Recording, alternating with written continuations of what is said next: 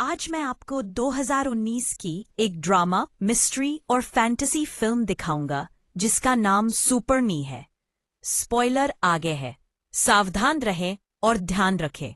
सांग यू एक अकेला गरीब स्क्रिप्ट राइटर है जिसके पास कोई नौकरी नहीं है, कोई दोस्त नहीं है और उसके माता पिता मर चुके हैं।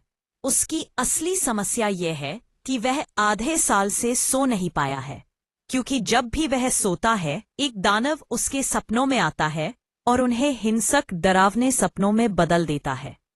आज रात सांग यू सपना देख रहा है कि वह सबवे में है जब दानव आता है, उसके बाल पकड़ता है और फर्श में एक छेद बनाकर उसका सिर उस छेद में डाल देता है, जिससे उसकी मौत हो जाती है।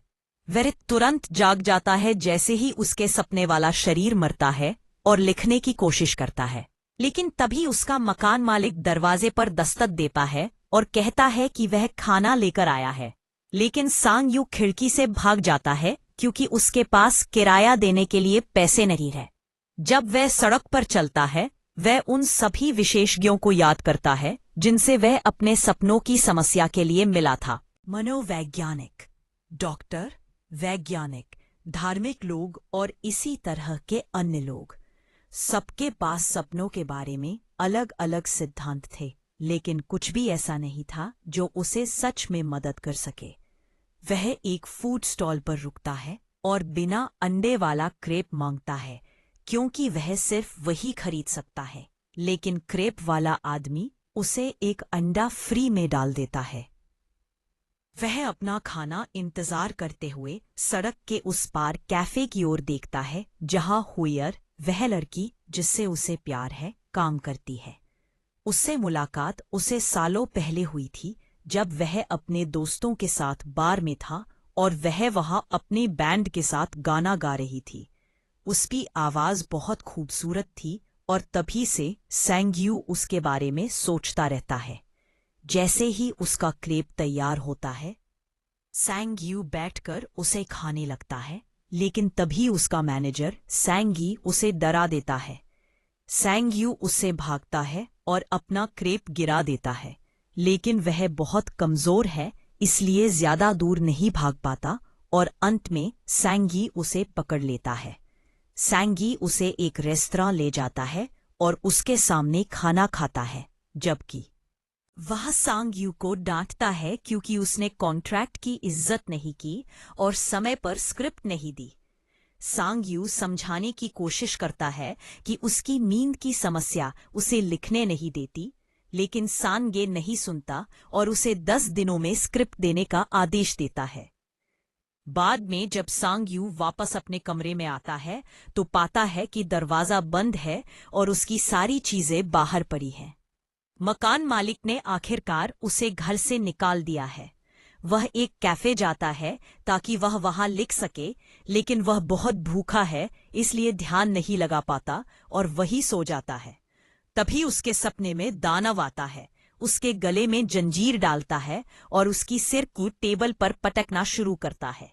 जैसे हर बार होता है, सांग यू सपने में मरते ही जाग जाता है और पाता है कि उसका लैपटॉप चोरी हो चुका है।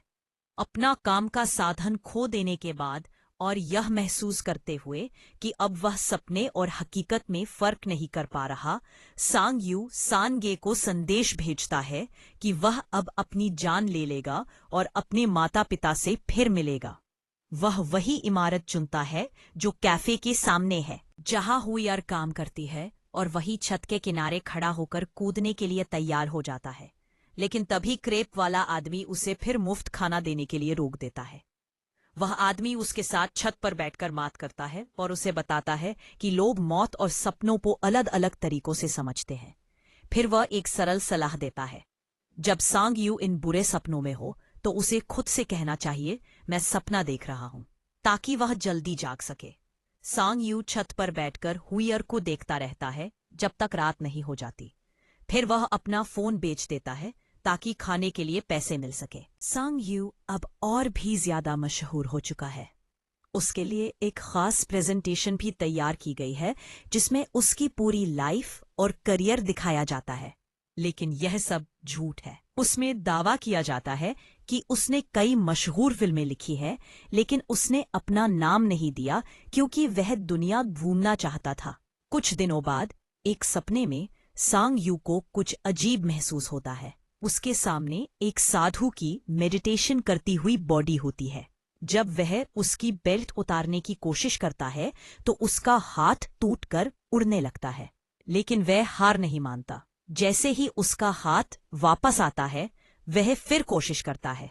जैसे ही वह साधु की बेल्ट उतारता है, साधु अपने दो धुएं जैसे उंगलियों से सांग यू की छाती छूने की कोशिश करता है, लेकिन सांग यू घबराया हुआ नहीं लगता। इस बार कोई दानव नहीं आता और फिर बेल्ट और साधु दोनों धुएं में बदलकर गायब हो जाते हैं। एक रात सांग यू हुआर को उसी छत पर ले जाता है जहां वह खुदकुशी करने वाला था। वहां वह उसे वो फायरवर्क शो दिखाता है जो उसने सिर्फ उसके लिए प्लान किया था। हुआ पूछती है, क्या तुम उसी तरह अचानक गायब हो जाओगे जिस तरह अचानक आए थे? सांग यू वादा करता है, मैं तुम्हें कभी अकेला नहीं छोड़ूंगा। फिर वे हुआ के घर जाते हैं। जब हुआ बाथरूम में जाती है, सांग यू ऐलान करने की प्रैक्टिस करता है, लेकिन तभी अचानक उसकी छाती पर कुछ तेज चोट लगती है। आईने में देखने पर उसे उसी जगह दो काली धुएंदार लकीरें दिखाई देती हैं। वह डरकर अपने घर पहुंचता है और सांगे की फालतू पार्टी को अनदेखा करते हुए सीधे सोने चला जाता है। सांगे आज के खजाने के लिए तैयार है, लेकिन सांग यू कहता है, आज जरूरत नहीं, आज मैं अकेला सोऊंगा। सपने में वह खुद को एक ऊंची खाली बिल्डिंग में पाता है जहां बालकनी पर एक रहस्यमयी आदमी खड़ा होता है। सांग यू पास जाता है और देखता है कि वह उसका ही बड़ा और बूढ़ा संस्करण है और उसका शरीर धीरे धीरे टूट रहा है। जब वह जागता है, उसके कंधे पर एक नया निशान होता है और कुछ घंटों में उसके शरीर पर और नए निशान दिखाई देने लगते हैं, ठीक उन्हीं जगहों पर जहां सपनों में दानव ने उसे चोट पहुंचाई थी। अगली सुबह वह क्रेप वाले आदमी के पास सलाह लेने जाता है, लेकिन तभी एक वैन उसके पास आती है और उसे उठा ले जाती है। जब उसकी आंखों से बैग हटाया जाता है, वह खुद को एक खाली बिल्डिंग में देखता है जहां गुंडों का एक गैंग उसे घेर कर खड़ा है। उनके लीडर का नाम कियांग गे है। सांग यू कहता है कि वह जितना पैसा मांगेंगे देगा। फिर वे 10 मिलियन पर सहमत होते हैं। सांग यू सांग गे को कॉल करता है और पैसे लाने को कहता है, लेकिन जब सांग गे आता है, गुंडे पैसे भी छीन लेते हैं और सांग गे को भी पकड़ लेते हैं। अब और कोई रास्ता न होने पर सांग यू उन्हें अपने घर ले जाकर अपनी गुप्त एंटीक चीजों से भरा कमरा दिखाता है। कियांग गे उस पर चिल्लाता है और पूछता है कि उसने ये सब कैसे हासिल किया। उसी वक्त बिल्डिंग में हुआर भी पहुंच जाती है। रिसेप्शनिस्ट इंटरकॉम पर सांग यू को बताता है कि वह आई है। उसकी सुरक्षा के लिए सांग यू उसे बुरा बोलकर वही छोड़ देता है ताकि वह चली जाए।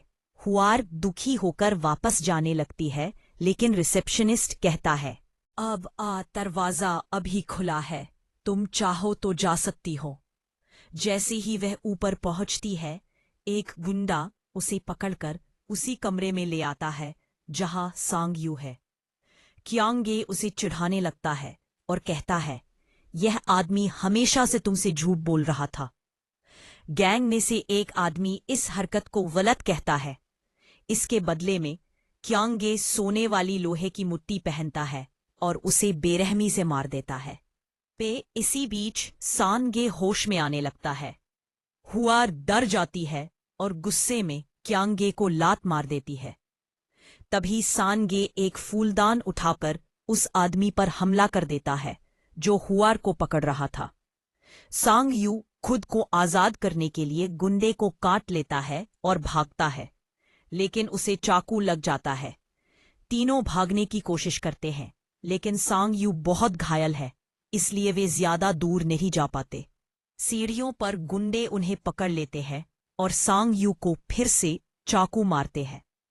सांग गे उन्हें रोकने के लिए खुद पीछे रह जाता है और अपनी जान की बलि देता है। आखिर गुंडे सांग यू और हुआर को पकड़ लेते हैं। और उन्हें बेरहमी से मारते हैं। भले ही सांग यू उनके पीठ में चाकू घोंपता है। दोनों बेहोश हो जाते हैं और सांग यू खुद को काली परत से ढके एक रहस्यमय खंडहर में पाता है। वह एक चमकते दरवाजे को छूता है और अपने जीवन के पिछले महीनों का एक फ्लैशबैक देखने लगता है।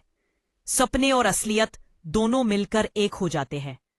वह रात भी देखता है जब उसकी शरीर एम्बुलेंस में ले जाया गया था। फिर वह एक विशाल क्रिस्टल दीवार के पास जाता है और उसे मारता है, बार बार कहते हुए, मैं सपना देख रहा हूं, मैं सपना देख रहा हूं, जब तक वह खून की वजह से गिर नहीं जाता। अचानक उसका शरीर बदलने लगता है। वह खुद दानव बनने लगता है। अब उसके हाथ में वही बड़ा खतरनाक चाकू आता है। वह क्रिस्टल दीवार तोड़ देता है। दानव असल दुनिया में सांग यू के लिविंग रूम में आता है। वह सारे गुंडों को मार देता है, बिना झिझक, बिना रुकावट।